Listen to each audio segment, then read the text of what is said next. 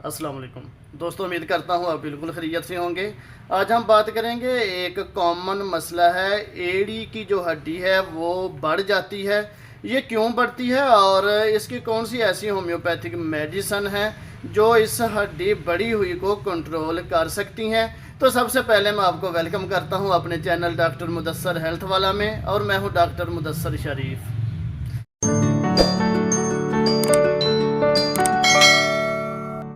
दोस्तों, ये जो एक बड़ा मसला है कि जो एड़ी की हड्डी है ये बढ़ना शुरू हो जाती है, इसका साइज़ बढ़ जाता है, एब नॉर्मल ग्रोथ हो जाती है। इस एब नॉर्मल ग्रोथ या इस हड्डी के बढ़ जाने को कैसे कंट्रोल किया जाता है, कौन सी होम्योपैथिक मेडिसिन यूज़ करवा के इस मसले को कुली तौर पर ठीक किया जाता है, आज इस बारे में बात करेंगे। लेकिन पहले जानते हैं कि इसकी वजूहात क्या हैं। दोस्तों, बाज़ औक़ात ये जो हड्डी है इसके नीचे कैल्शियम जो है उसकी मकदार इकट्ठा होना शुरू हो जाती है।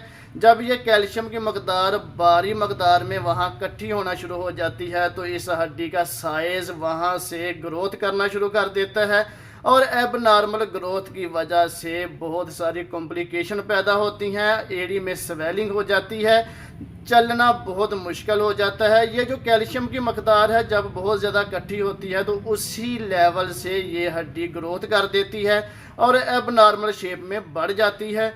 दूसरे नंबर पर उम्र के साथ साथ भी ये मसला बन सकता है। जो बड़ी उम्र के अफराद हैं उनमें भी ये मसला बन सकता है कि ये हड्डी एब नॉर्मल ग्रोथ की तरफ जा सकती है। और तीसरे नंबर पर इस हड्डी का जो बढ़ जाने का एक बड़ा मसला है वो ख़वातीन में जो ऊंची एड़ी वाले शूज़ इस्तेमाल करती हैं उसकी वजह से भी ये प्रॉब्लम क्रिएट होता है, और उसकी वजह से भी एब नॉर्मल ग्रोथ का सिलसिला शुरू हो सकता है। इसके साथ साथ ऐसी डाइट्स जो बॉडी के लिए मुनासिब नहीं होती वो भी एब नॉर्मल ग्रोथ का बायस बनती हैं, जैसे स्पाइसी फूड और जंक फूड और कैल्शियम ऑक्सीलेट वाली ज़्यादा आइटम्स खाने से, और उसके साथ साथ कोल्ड ड्रिंक्स और चीनी का बेतहाशा इस्तेमाल करने की वजह से भी ये मसला बनता है।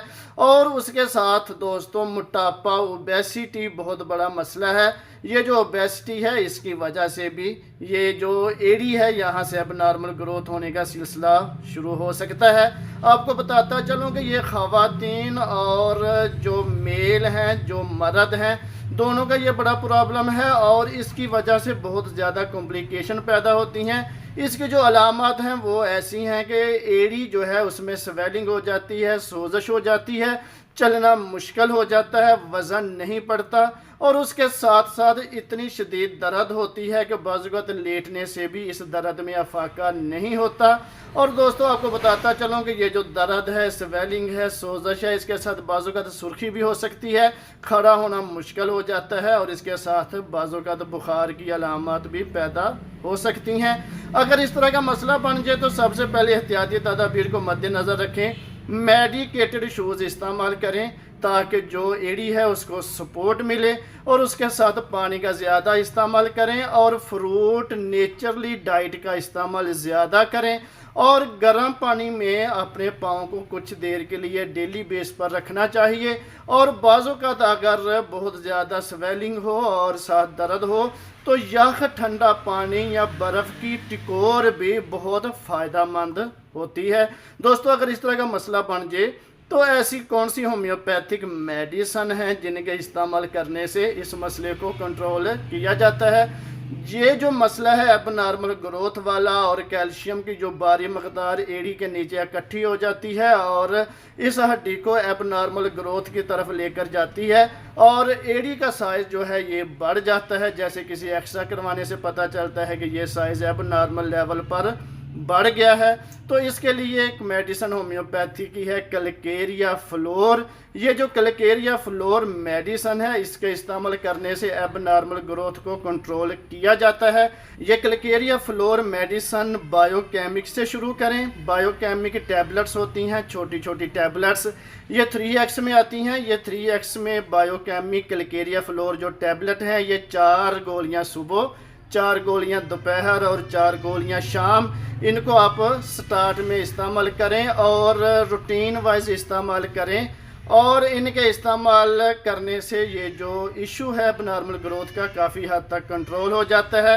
اگر پرابلم زیادہ ہو یا اس میں کمپلیکیشن ہو تو کلکیریا فلور میڈیسن کی جو طاقت ہے اس کو بڑھایا جا سکتا ہے، لیکن یہ اپنے قریب ترین ہومیوپیتھک ڈاکٹر کو آپ اپنی علامت بتائیں، اپنی یہ کنڈیشن بتائیں تو وہ آپ کے لیے سلیکٹ کرے گا کہ کون سی پوٹنسی آپ کو زیادہ فائدہ دیتی ہے۔